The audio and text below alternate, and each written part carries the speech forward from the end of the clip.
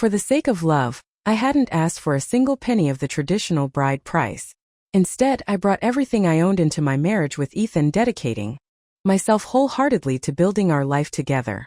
But as the saying goes, there isn't a toxic mother-in-law alive who can't shatter even the most devoted union. My mother-in-law was pushing relentlessly for Ethan and me to divorce. Her reason?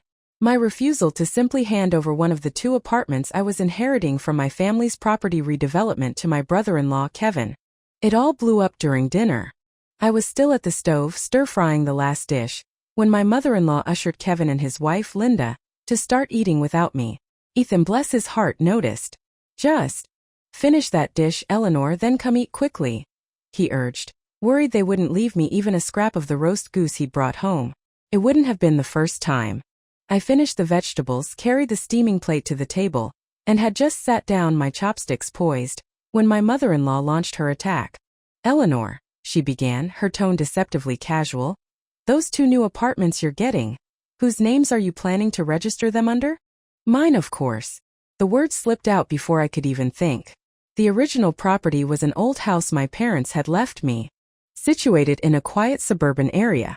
It had sat empty since I married Ethan, too remote to even rent out easily. But fortune had smiled unexpectedly.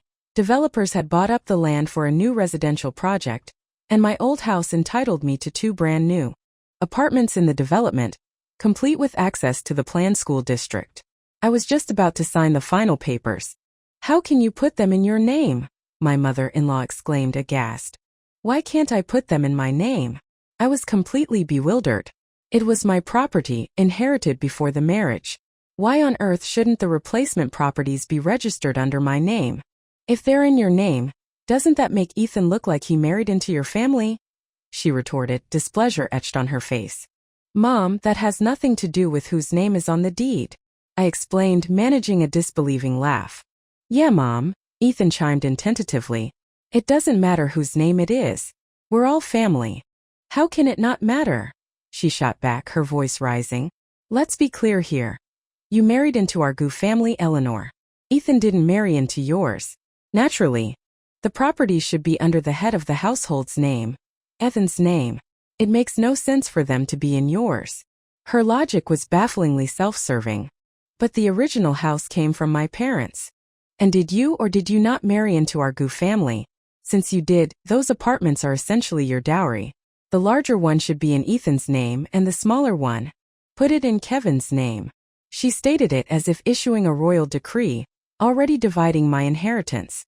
In Kevin's name? I stared at her, completely floored. Putting it under Ethan's name was one thing, questionable but perhaps understandable within her twisted logic of marriage. But under my brother-in-law's? What possible justification could there be? Exactly, she beamed, clearly pleased with her solution.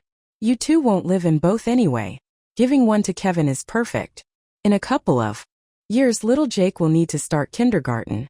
I hear they're building a good kindergarten and primary school there.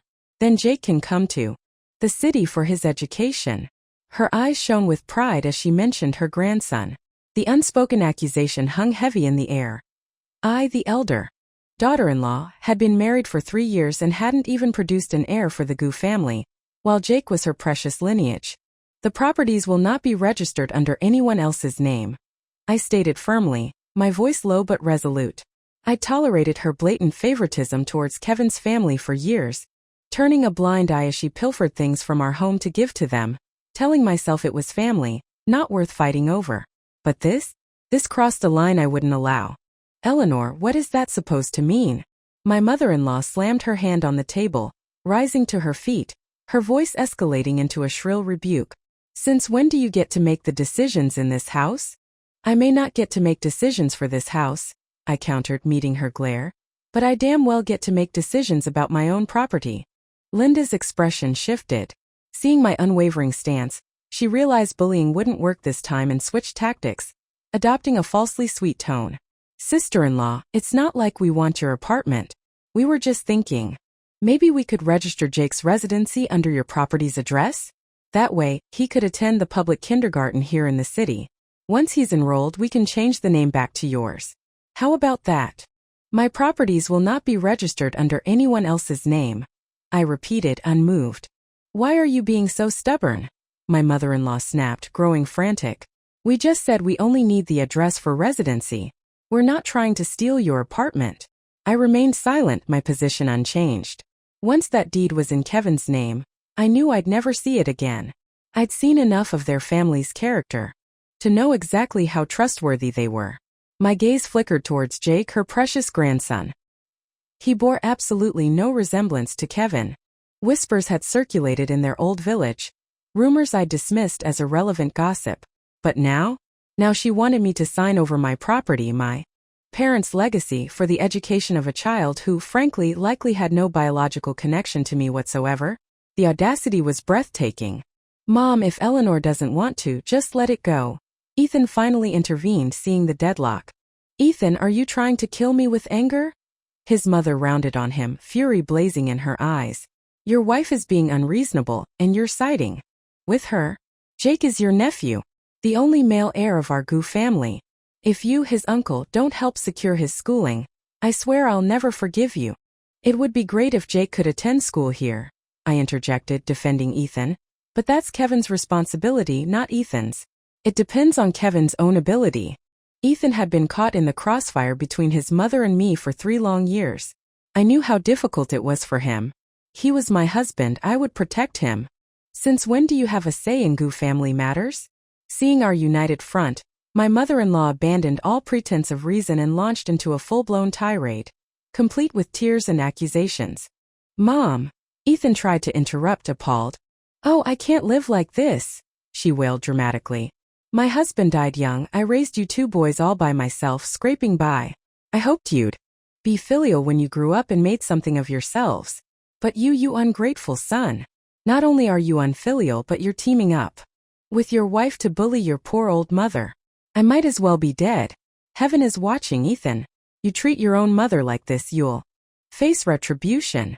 She suddenly rushed towards the window, howling, making a spectacle loud enough for the entire apartment complex to hear. This humiliating performance wasn't new. Even the building management was used to it. I was numb to it. Ethan pleaded helplessly with her to stop. Ethan, if you have any conscience left, stop letting your wife bully me like this. And you will deal with Jake's schooling, she demanded forcefully. Ethan lowered his head, silent, trapped. My own wife bullies me. The son I raised with blood and tears treats me like this. I might as well jump. Seeing Ethan unresponsive, she made another dramatic lunge towards the window. Mom, please stop pushing me. Ethan choked out, his voice thick with emotion. Those apartments belong to Eleanor. We shouldn't covet them. When I make more money in the future, if I can afford it, I'll help Kevin buy his own place. Okay. Why buy when there are perfectly good ones right here? She shrieked. If your wife refuses to register the properties under your name and your brother's name, then you divorce her. Mom, what are you saying? I couldn't believe she would utter such words. What? Scared? She sneered, her face contorted with malice. If you don't put those properties in my son's names, I'll make him divorce you. Then you'll be nothing but damaged goods, clinging to your empty apartments, old and alone. Mom, don't talk about Eleanor like that. Ethan finally snapped, defending me. Brother, have you forgotten Ruby? Kevin suddenly piped up, seeing his chance at a free apartment slipping away. He twisted the knife. She came back from abroad last month, even came by looking for you. If you get divorced, Ruby would definitely get back together with you. Exactly. The mother-in-law eagerly latched on. Ruby is 1,000 times better than this wife of yours.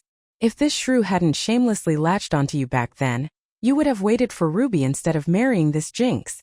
I watched them tag-teaming, their faces alight with a viciousness that seemed ready to tear me limb from limb. I didn't know whether to laugh or cry at the sheer absurdity and cruelty of it all. I turned to Ethan. His mother's words meant nothing to me anymore. Worst case, we'd move out. All I needed was his stance. I will not divorce Eleanor, Ethan finally declared, his voice firm. I can't live. His mother, shocked that her usually obedient son dared defy her, instantly switched tactics, launching herself not towards the window this time, but towards me, hand raised to strike. Ethan quickly intervened, blocking her. In the ensuing scuffle, his mother let out a piercing shriek, claiming her arm was broken, that she was crippled. The pain etched on her face actually looked genuine this time. Ultimately, Ethan and Kevin had no choice but to take their mother to the hospital to get her checked out. Linda, seeing the situation, clearly felt awkward staying. As she was leaving with Jake, she threw one last parting shot over her shoulder. "Sister-in-law, it's not my place to say, but family is supposed to help each other out. You help me now, I help you later. If you can't even offer this little bit of consideration, don't blame me for being ruthless in the future." "Do whatever you want," I replied flatly. "I could help with other things perhaps. But my property? Not a chance in hell." It grew late, and Ethan still hadn't returned. Worried, I called him. His mother had a dislocated shoulder and had been admitted. Ethan was staying with her. Kevin had already gone home. Despite the ugliness of our fight, she was still his mother, and she was hospitalized. The next morning I went to the market, bought a fresh fish and made fish congee to take to her. As I approached the hospital room door, I heard her voice, loud and venomous, regaling her roommate with exaggerated tales of my wickedness, my cruelty. She spoke with such hatred, spitting out the words as if she literally wanted to flay me alive. "Mom," I waited until her tirade subsided, swallowing my anger, before pushing the door open, thermos in hand. Seeing me, she let out a cold snort and turned her head away, ignoring me completely. "I made fish congee. Eat it while it's hot, Mom." I placed the thermos on the bedside table, opened it, ladled a bowl, and offered it to her. "Don't pretend to be filial here," she sneered, not even glancing at the bowl. "Fish has so many bones. What evil intentions do you have?" With a swift, contemptuous motion, she swatted the bowl from my hand. Ah! Crash! A strangled cry escaped me as the porcelain bowl shattered on the floor. Scalding hot congee splashed across the back of my hand, the searing pain immediate and intense. "Mom, what are you doing?" Ethan burst into the room. I hadn't even heard him approach. He grabbed my arm, his eyes red-rimmed with fury, as he yelled at his mother, then quickly pulled me towards the small bathroom sink, thrusting my burned hand under the cold running water. "SSSS." The shock of cold on the burn made me gasp. "Does it hurt?" Ethan asked, his voice laced with concern, looking at my hand. "It's okay," I managed, forcing a smile. Seeing the exhaustion in his eyes, I knew he hadn't slept. Whatever his mother was, at least my husband cared. Perhaps chastened by my injury, his mother didn't cause any more trouble for me that day. I thought the incident was over. But a few days later she showed up at my workplace.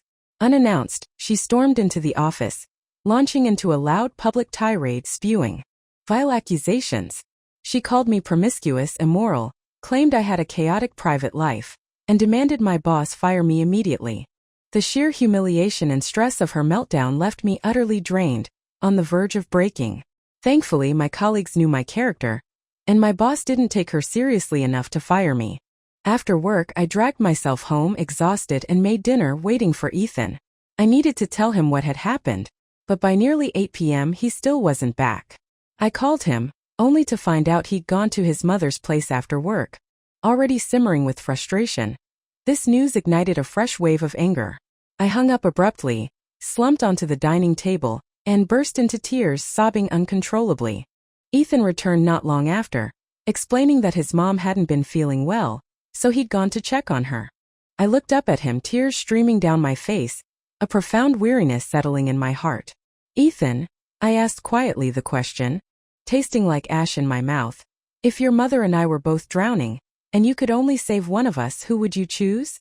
Ethan frowned instantly, irritation flashing across his face. "Why are you asking such a pointless question?" A bitter smile touched my lips. Before, I too would have thought it a ridiculous hypothetical. Now, it felt like the stark reality of my life. My mother-in-law's goal was painfully obvious: push me until I snapped, make Ethan regret marrying me, drive us to divorce.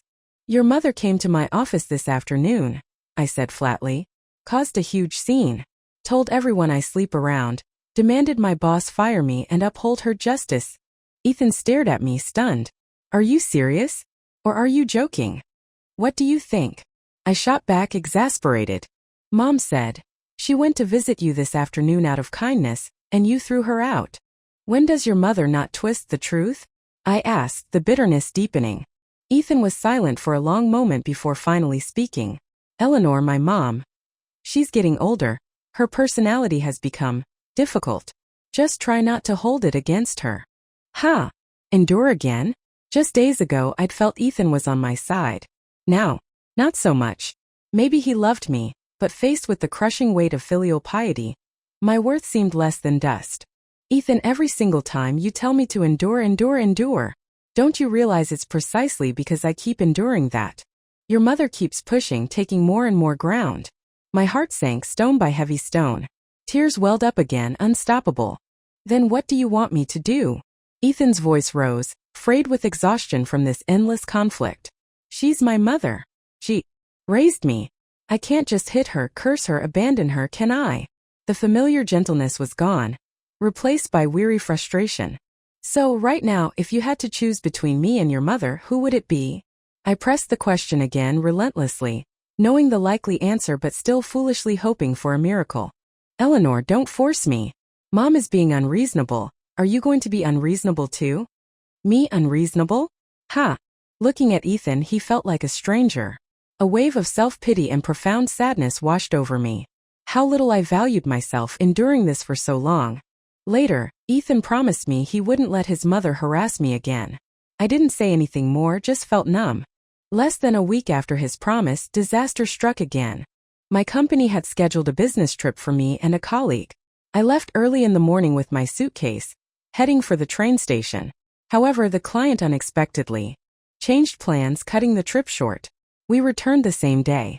I arrived home to find Ethan having dinner with his ex-girlfriend, Ruby, and my mother-in-law beaming. Ethan was visibly awkward at my sudden reappearance. My mother-in-law looked positively displeased, as if my return had inconveniently ruined her plans. Swallowing my fury, I forced myself to adhere to the principle of hospitality, greeting Ruby politely. I even learned quite a bit about Ethan's past from her chatter, while simultaneously partaking in the surprisingly lavish dinner my mother-in-law had prepared, clearly not for me. Ruby left soon after eating. Even she had the decency to feel awkward lingering after I'd returned. The moment she was gone, my mother-in-law sat down on the sofa, her face grim, and asked with faux innocence, "Weren't you supposed to be away for a week?" "Yes, but plans change," I replied tightly. If it weren't for the client's last-minute decision forcing our early return, I would have missed this whole charade. "Couldn't have come back earlier, couldn't have come back later," she muttered under her breath. "What? Is it my fault for interrupting your little matchmaking session?" The anger I'd suppressed all evening finally erupted. I stared at her smug face, livid. "Eleanor, Mom didn't mean anything by it. Go back to the room first."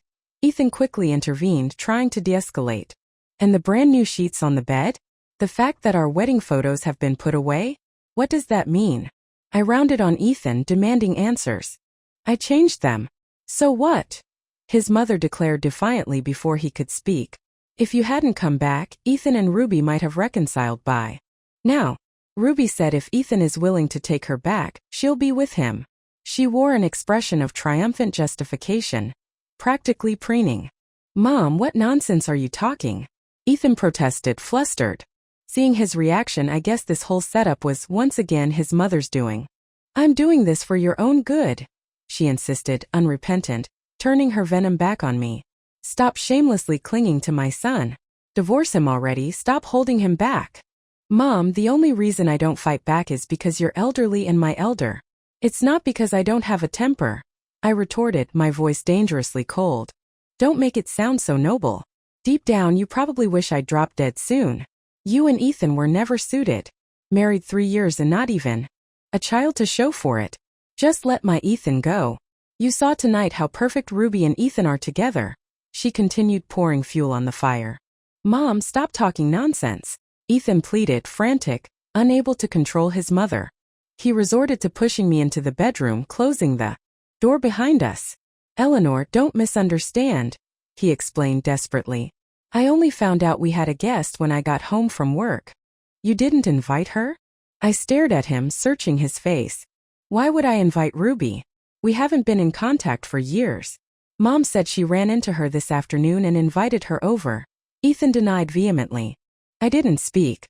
Ethan continued, "Eleanor, we're married. I will be responsible for you. I can't promise riches, but I can promise basic loyalty." I looked at him, my mind a chaotic whirl. Since we married, Ethan had been good to me mostly. But marriage wasn't just about two people. Ethan, you heard everything your mother said just now. What more do you expect from me? I asked, my voice weary. It was all my mom's doing. I'll talk to her, make things clear. But there's really nothing between Ruby and me. You have to believe me. He pleaded, assured me. In the past, his words might have softened me, convinced me to endure once more. But tonight I just felt tired, physically exhausted, emotionally drained to the core. I'm overwhelmed right now. Let me cool down. You sleep on the sofa tonight, I said, pushing him gently out of the bedroom. Alone in the quiet darkness, the atmosphere felt suffocating, like the night itself was swallowing the light. I couldn't breathe. We had reached a point where my tolerance no longer mattered. My yielding only emboldened her. She wouldn't stop until she achieved her goal. And my endurance had reached its absolute limit. Tonight's events, bringing his ex into our home, had crossed my final boundary. I couldn't pretend it hadn't happened. That night I lay awake, thoughts churning. Memories of Ethan and me, the good times and the bad, flashed through my mind. I thought about my life, my marriage, my future. As the first pale light of dawn crept through the window, my decision solidified. I was going to divorce Ethan. His bond with his mother was unbreakable, a blood tie. But I still had more than half my life ahead of me. I couldn't stay trapped in this hopeless marriage, devoid of light, devoid of peace. Early morning I showered, dressed, and picked up my bag. Stepping out of the bedroom, I saw Ethan curled up asleep on the sofa. He looked rather pathetic, and honestly, a pang of pity stirred within me. Hearing me, he jolted awake, scrambling up, looking at me anxiously. He likely sensed that the previous night's events could irrevocably damage our relationship. I stood silently, observing him, debating whether to ask him out later or wait until after work. Before I could decide, he walked towards me and then, unexpectedly, knelt right in front of me. It wasn't a deliberate kneel, more like his legs suddenly gave way, but the effect was the same. It startled me immensely. At that exact moment, my mother-in-law emerged from her bedroom and saw the scene. She went berserk. She lunged at me, slapping me hard across the face, screaming about what right I had to make her son kneel. Caught completely off guard, I stumbled back, falling to the floor. My ears rang, my mind went blank. My own parents had never laid a hand on me in my entire life. Mom, what are you doing? Ethan rushed over, helping me up. I'll kill this witch. Daring to make my son kneel. Still enraged, his mother lunged again, claws out, as if tearing me to shreds was the only way to appease her fury. Ethan shielded me, pushing her back forcefully. Mom, don't go too far, he yelled. His mother stumbled and fell. She froze for a second, stunned that her son would physically push her. The next instant, she burst into loud theatrical sobs, launching into her familiar script, accusing me of being inhuman, of abusing and bullying a poor old woman. Not a single word was directed at her son's actions. In the past, such an incident would have left me overwhelmed with grief and injustice. Today, I just found it ludicrously pathetic. And I had endured this farce, this toxic mother-daughter-in-law dynamic, for 3 years. The episode ended, as usual, with Ethan ushering me out the door, telling me to go to work while he stayed behind to placate his mother. Perhaps it was the lack of sleep combined with the intense emotional turmoil, but I started feeling unwell that afternoon. I asked my boss for a half-day sick leave, wanting to go home early and rest. Approaching my apartment door, I noticed it wasn't completely closed. Linda's voice drifted out from inside. Mom, if you make Big Brother divorce sister-in-law now, we lose out big time. We haven't even gotten our hands on the apartments yet. Once they're divorced, Ethan can marry Ruby. Then we'll get Ruby to buy you an apartment. My mother-in-law schemed gleefully. Mom, don't be fooled by Ruby. I asked around. Her studying abroad wasn't legitimate. She basically bought a diploma from some dodgy school. She couldn't make it overseas, that's why she came back. But sister-in-law's 2 apartments are real solid assets. And in a good school district. What good are they if she won't give them to you? Might as well divorce sooner rather than later. Stop dragging our Ethan down. The mother-in-law snapped back. She won't give them now, but that doesn't mean they can't be ours later. Linda's voice dropped conspiratorially. Once the redevelopment is finished, those 2 apartments become marital property between her and Big Brother. Even if they divorce later, Big Brother will get at least one, maybe even both. Then Kevin and I can live in one, and you and Big Brother in the other. Perfect. If they divorce now, we get nothing. Her calculations were sharp and cold. Even if she doesn't give them, they can still be ours, the mother-in-law asked, confused. Mom, Linda said, her voice laced with dark insinuation, does my sister-in-law have any other family left? No, my mother-in-law replied, a note of morbid satisfaction in her voice. That jinx killed off her own parents. Her side of the family is completely gone. Exactly. So what if one day something happens to her? Her properties become her estate. And who do you think inherits? A chilling pause hung in the air, followed by the sound of my mother-in-law's soft chuckle, quickly joined by Linda's.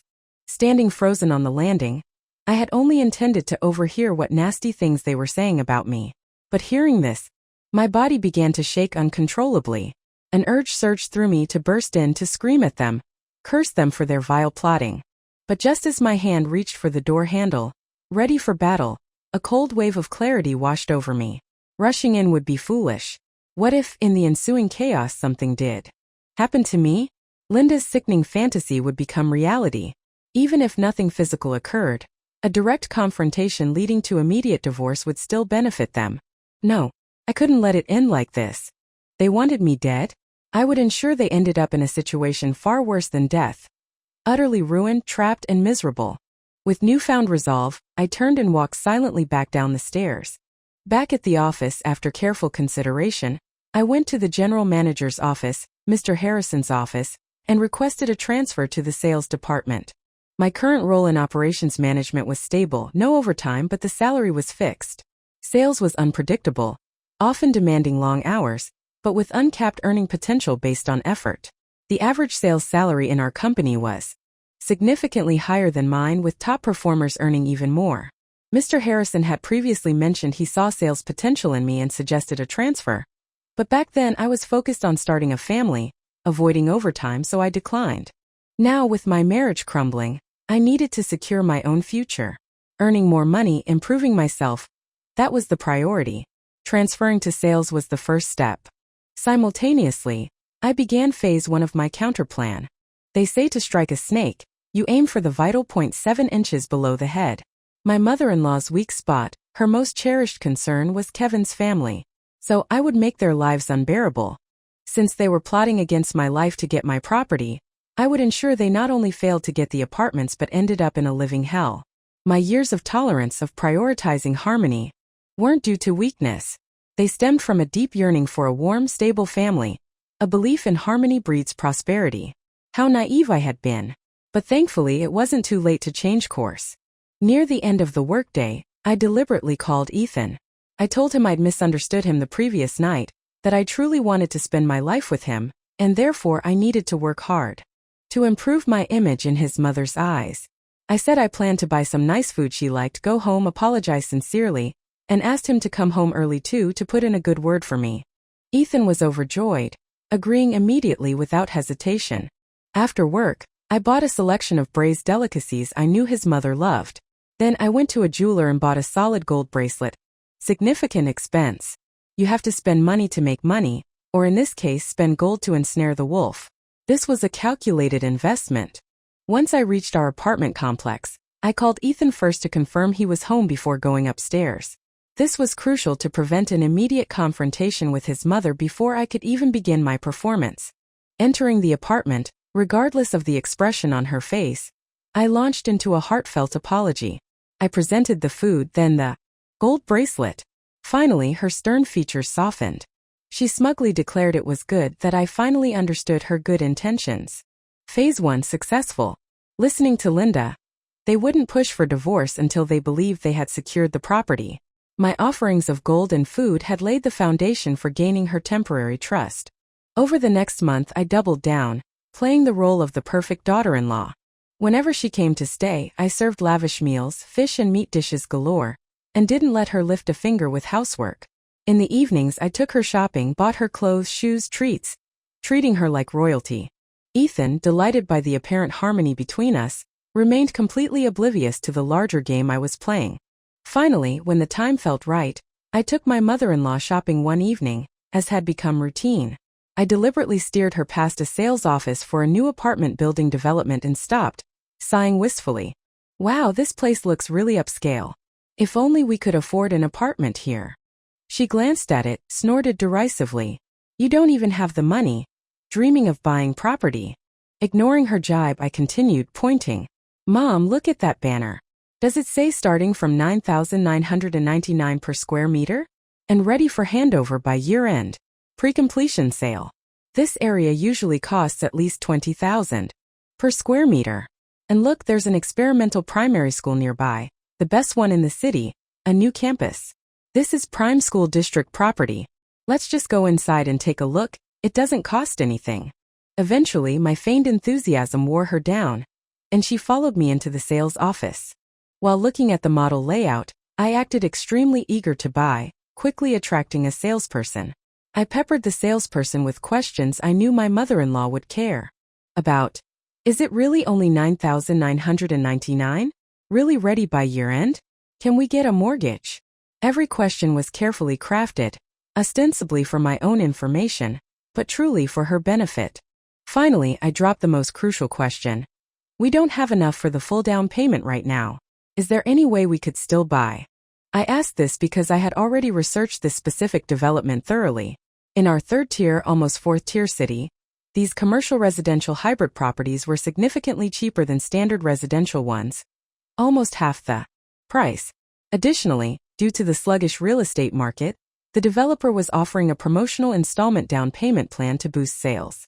Pay an initial sum, and the remaining down payment could be paid off to the developer over 2 years. I had calculated that with about 70 or 80,000 yuan in cash, one could secure a 50 square meter 2-bedroom unit here. I had about 20,000 in savings. If Kevin and Linda had even a little saved up and could scrape together the rest, they could definitely afford the initial payment. After the salesperson explained the installment plan, I feigned delighted surprise. So you're saying if we have just 70 or 80,000 up front we can buy? Yes. The rest of the down payment can be borrowed from the developer and paid back in installments. This is an unprecedented discount, the biggest we've ever offered. But the promotion ends this month, the salesperson urged enthusiastically. As we left the sales office, I kept sighing dramatically. If only I had the money, I'd buy it. Such a great school district, buy it and get into the best primary school. Kershi, Ethan and I only have 20,000 saved between us. You don't even have a child yet, what do you need a house for? My mother-in-law interjected predictably. Better if Kevin buys it. His 2 kids can actually use the school. That's true, I nodded agreeably. This place is perfect for people with school-aged children. I said no more. Pushing too hard might arouse suspicion and ruin everything. My entire performance was designed to achieve one goal: convince my mother-in-law to pressure Kevin into buying this property. Once he bought it, their downfall was assured. The reason this development was so cheap was precisely because it was commercial residential. Utility bills were charged at higher commercial rates. Despite being geographically within the school district, these units did not grant automatic enrollment rights. It wasn't a true school district property in the functional sense. Furthermore, these types of properties were easy to buy but notoriously difficult to resell, offering zero potential for value appreciation. Most importantly, I had calculated that without financial help from Ethan and me, Kevin and Linda absolutely could not afford both the mortgage and the developer loan repayments. Eventually they would default, lose the apartment, end up on the credit blacklist, gain nothing and find their lives financially crippled. But Kevin and Linda were desperate for property, especially a school district one, and my mother-in-law, blinded by favoritism, likely assumed that even if her younger son couldn't manage the payments, her elder son, Ethan, would inevitably bail him out. She felt secure, untouchable. It was precisely this greedy, entitled mentality I was exploiting by choosing this specific property and dangling it in front of her. Plus the salesperson was even better at embellishing than I was, painting a picture of utopia. It would be stranger if my mother-in-law wasn't tempted. Sure enough, it wasn't long before she called me. Kevin and Linda loved the apartment, she reported excitedly, and wanted to buy it, but they were a bit short on the down payment. Could Ethan and I help them scrape some money together? She added that Kevin needed the school district access urgently for the kids, while I didn't have children yet. We could wait a few years and when we were ready to buy, Kevin would surely help us out then. I initially feigned reluctance, putting on a show of difficulty, before finally giving in to her persuasion. Of course, I didn't forget to remind her not to tell Ethan, lest he object to lending the money. I also stipulated one condition. Kevin and Linda had to give me signed IOUs for the loan. 2 days later, Kevin and Linda rushed over, saying they were ready to sign the purchase contract at the sales office and needed the money. I didn't hand it over easily. I kept saying I wanted to buy it too, that I'd even considered borrowing from them. Linda immediately launched into excuses. Didn't I know their kids needed the school place urgently? When Ethan and I were ready to buy, they'd sell everything they own to help us. Are you sure you've checked everything? I asked, adopting a tone of earnest concern. Could there be any problems with the property? Why else would it be so cheap? And I heard prices might drop further. Maybe you should wait? Or compare other options. Can you really afford the mortgage? If not, maybe don't force it. Normally, Kevin and Linda might have paused, considered my words. But now, fueled by suspicion and greed, they interpreted my warnings as attempts to stop them so I could buy it myself. My apparent opposition only fueled their desperation to secure the deal immediately. Sister-in-law, don't worry, I've checked everything thoroughly. Just lend us the money, we promise we'll pay it back. Linda urged anxiously, afraid I'd refuse. The $30,000 you borrowed from Ethan and me for your wedding hasn't been repaid yet. I trailed off, looking hesitant.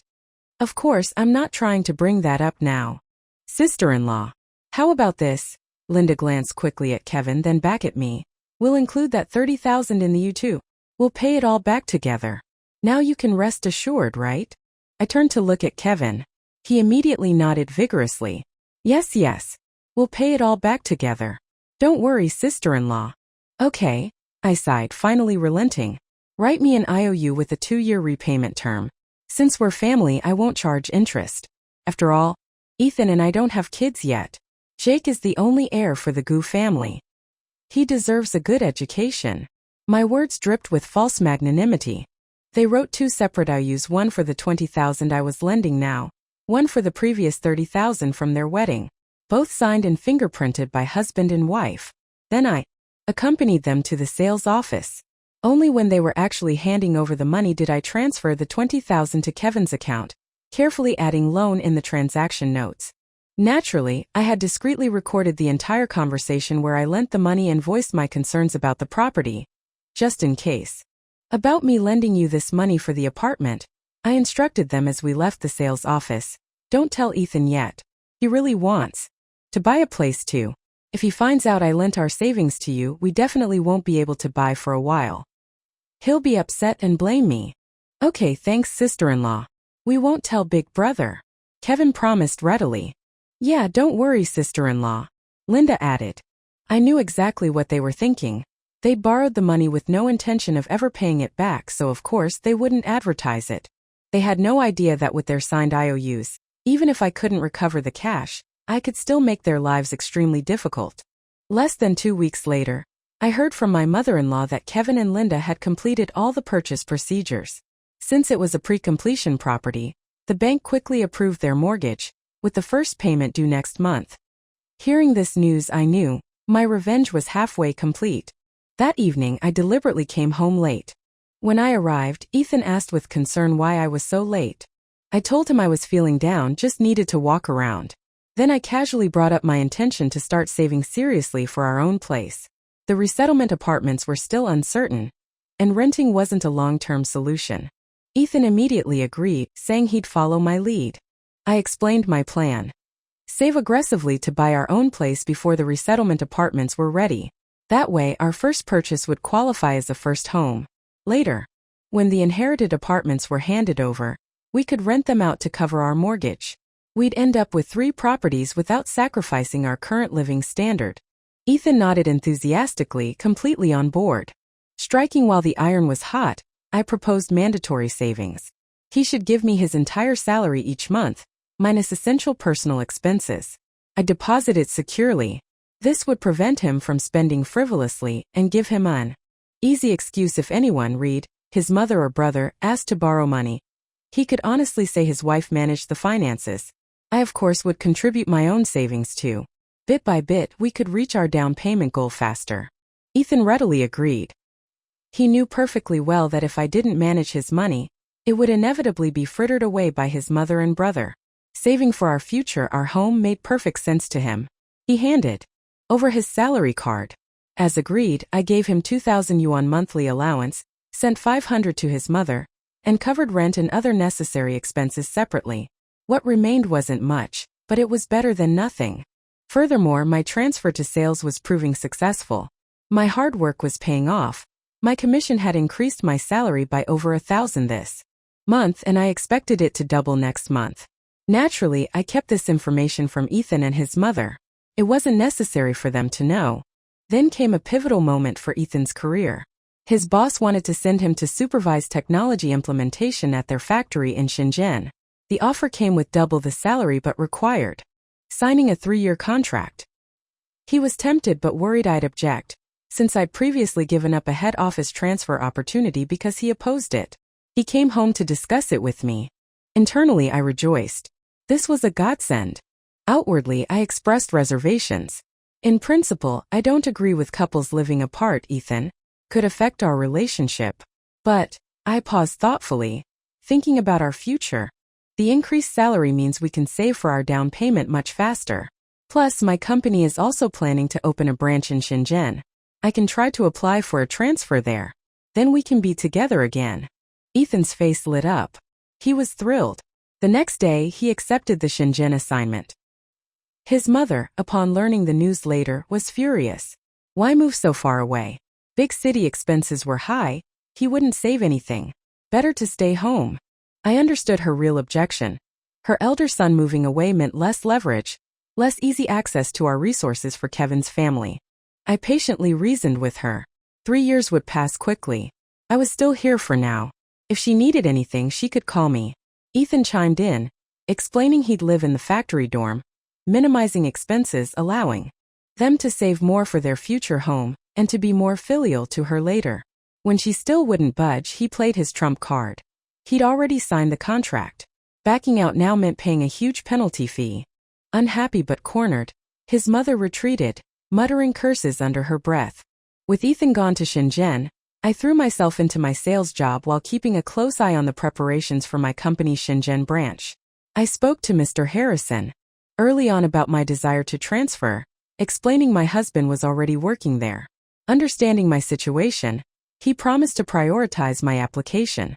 Meanwhile, I terminated the lease on the apartment Ethan had rented and found a small studio apartment closer to my office. My excuse to my mother-in-law was that I was moving into the company's staff dormitory to save money. The real reasons were privacy, preventing her from dropping in or moving in, and saving rent. Soon enough, my mother-in-law called, asking me to lend Kevin more money. His income was unstable, she claimed, and he was struggling with the mortgage and the developer loan payments. Without argument, I transferred 3,000 yuan to Kevin, claiming it was all I'd managed to save over the past 3 months. I still needed to keep them placated until I could leave town myself. Later, I casually asked my mother-in-law if she still had the gold bracelet I'd given her. I wanted to exchange it for a bigger one, I lied. In reality, I hadn't seen her wear it recently and suspected she'd given it to Linda. Why should the fruit of my hard work adorn the wrist of someone who coveted my property and wished me harm? I intended to get it back. My mother-in-law beamed at the prospect of a bigger bracelet, assuring me she still had it.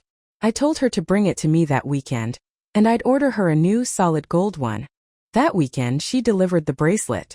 I treated her to another nice meal before seeing her off. Naturally, I had no intention of getting her a new bracelet. With gold prices having risen recently, I immediately sold the original one, converting it back into cash deposited safely into my own account. My transfer was finalized. At the end of the month, on the first of the next, I would report to the Shenzhen branch. All paperwork was complete. No loose ends. Well, almost none. There was one final task before leaving my hometown. I took some time off, bought some gifts, and made a trip to Kevin's house. Little Jake had been unwell the previous week. A stomach bug requiring a full checkup. I had paid for the medical expenses and done all the running around, acting more like his mother than his actual mother or grandmother. Kevin's family had become completely accustomed to using me without a second thought. However, every cloud has a silver lining. This errand led to a fascinating discovery. When I went to pick up Jake's medical report from the hospital, I noticed his blood type was listed as O. I distinctly remembered Kevin's blood type was AB. And it's a basic biological fact. An AB parent cannot have an O-type child. Before leaving town for good, I simply had to share this interesting piece of news with my dear brother-in-law. How could I leave without offering this parting gift? Arriving at Kevin's house, I found Jake crawling alone in the dirt courtyard, his face smeared with mucus and mud, looking utterly neglected, like an orphan. I called out for my mother-in-law, but there was no answer. Clearly, she'd gone off to play mahjong again, locking her grandson in the courtyard, assuming he'd be fine. I quickly took a video with my phone and sent it to Linda, followed by a voice message dripping with faux concern. Linda, what's going on? Jake is so little. Why is he crawling around in the dirt like this? Aren't you afraid he'll get cold? He looks like he's starving eating dirt. What kind of mother are you? Predictably, Linda called back almost immediately, demanding to know if her mother-in-law wasn't home.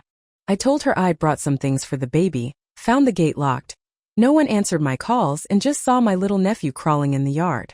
Linda exploded, cursing violently over the phone. That damned old hag must have gone off to play mahjong again. She said she was coming back immediately. Linda worked at a nearby factory. Soon she arrived on her electric scooter, breathless. After a curt sister-in-law, she unlocked the gate, scooped up the filthy child, all while spewing vicious curses about her mother-in-law. Old bitch. Better off dead. And worse. Just before Linda's arrival, I had conveniently called my mother-in-law. If my timing was right, she would arrive just in time to overhear Linda's vitriol. And indeed, her indignant voice followed shortly. I was only gone for a little while. What's all the shouting about? Mom, if you go out, take Jake with you. Look at him, he was eating dirt in the yard. Weren't you worried something might happen? Linda's demeanor shifted instantly, her voice becoming placating, almost whiny. Her ability to switch faces was truly remarkable. What could happen in just a little while? The mother-in-law retorted grumpily. Mom. I stepped in then, playing the role of peacemaker. Oh, you're here. Come in, sit down, my mother-in-law said, her expression softening slightly upon seeing the bags I carried. I had the day off, just brought some things over, I explained. No need to bring so much stuff every time, she protested weakly, already reaching for the bags. They're for you and Jake, I clarified pointedly. Later, after Linda had rushed back to work, I lingered for a bit before preparing to leave. My mother-in-law asked about the new gold bracelet. I told her it was being custom-made, not ready yet, but I'd bring it over as soon as it was finished. She beamed with anticipation. As I reached the door, I pretended to suddenly remember something. I pulled Jake's medical report from my bag, handed it to her and said casually, "Oh right, I picked up Jake's test results from the other day. I don't know if the doctor made a mistake, but why is Jake's blood type O? When Kevin gets back, show this to him, see if it's wrong. If it is, I can go back and ask the doctor what happened. Is there something wrong with him?" She asked immediately, her voice sharp with anxiety. No, Jake is perfectly healthy, no problems, I reassured her quickly. It's just, I remember Kevin's blood type is AB. And AB parents can't have O-type children. It's like how two Asian people can't naturally have a black child. Same principle. Maybe I remembered Kevin's blood type wrong? Or maybe the lab made a mistake with Jake's test? This report definitely says Jake is O-type. Just mention it to Kevin when he gets home. If there are any questions, call me. Okay, she replied, but her expression was tight, unnatural. She wasn't stupid. My simple analogy was impossible to misunderstand. Either there was a mistake or Jake wasn't her son's biological child. Looking back, those village rumors suddenly seemed much less like idle gossip. She could never have dreamed that the grandson she treasured above all else wasn't even genetically hers. And that she had alienated me, the daughter-in-law, with two potential properties, for the sake of this cuckoo's egg. The thought of the impending explosion between her and Linda made me want to laugh out loud. Unfortunately, my train to Shenzhen left early the next morning. I wouldn't get to witness the fireworks firsthand. It didn't take long. That evening, I received a call from Kevin. His voice was strained. How can Jake's blood type be O? The hospital must have made a mistake, right? I calmly advised him not to panic. If you're worried, take Jake to the hospital tomorrow and get both your blood types tested again. It's quick, you'll get the results right away. He asked me to go with him.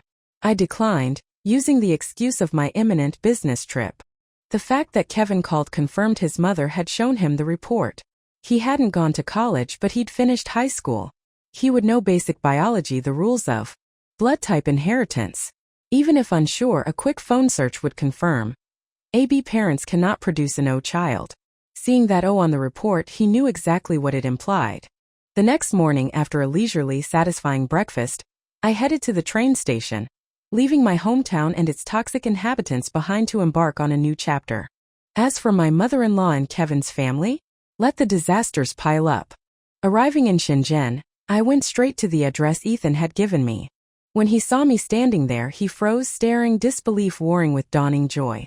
After a few seconds, he rushed forward and pulled me into a tight embrace. Later, sitting across from me in a restaurant, he still looked stunned. "Last night, I thought you were joking about coming soon. I can't believe you're really here." "Didn't I tell you?" I smiled. As soon as the Shenzhen branch opened, I'd apply for a transfer. I just didn't think it would be this fast. Ethan grinned, looking endearingly foolish. Over the meal, I gradually recounted everything that had happened over the past 3 months.